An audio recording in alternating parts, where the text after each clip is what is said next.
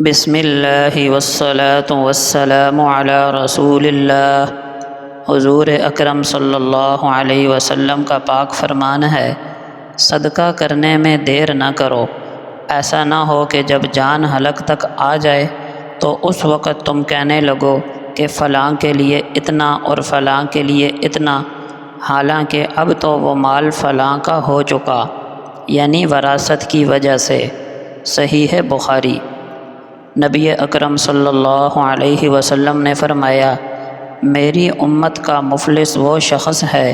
جو قیامت کے دن اپنی نماز، روزہ، زکوٰۃ اور دیگر عبادات کے ساتھ اللہ کے دربار میں حاضر ہوگا، لیکن اس کے ساتھ ساتھ اس نے دنیا میں کسی کو گالی دی ہوگی، کسی پر تہمت لگائی ہوگی، کسی کا مال کھایا ہوگا، کسی کو قتل کیا ہوگا، کسی کو ناحق مارا ہوگا، تو ان کی نیکیاں ان تمام مظلوموں میں بانٹ دی جائیں گی۔ پھر اگر اس کی نیکیاں ختم ہو گئیں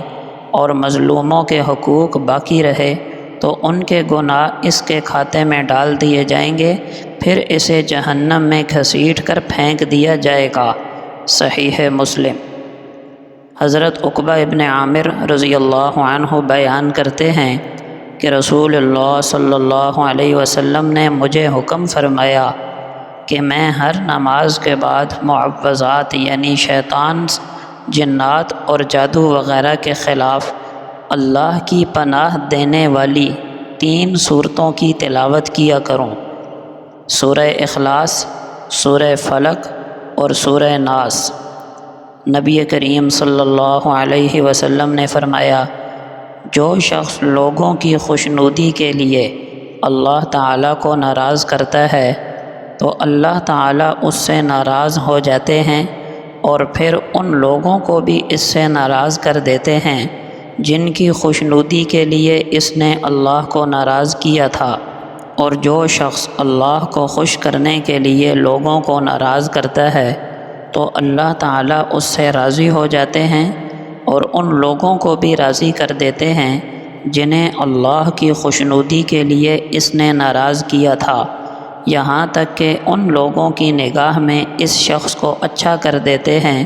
اور اس کے قول و عمل کو ان لوگوں کی نگاہ میں مزین فرما دیتے ہیں۔ حدیث قدسی ہے، اللہ جل شانہ فرماتے ہیں، میری عزت اور جلال کی قسم، میں اپنے بندے کے لیے 2 اطمینان اور 2 خوف ایک ساتھ جمع نہیں کروں گا۔ اگر وہ دنیا میں میرے حوالے سے بے فکر رہا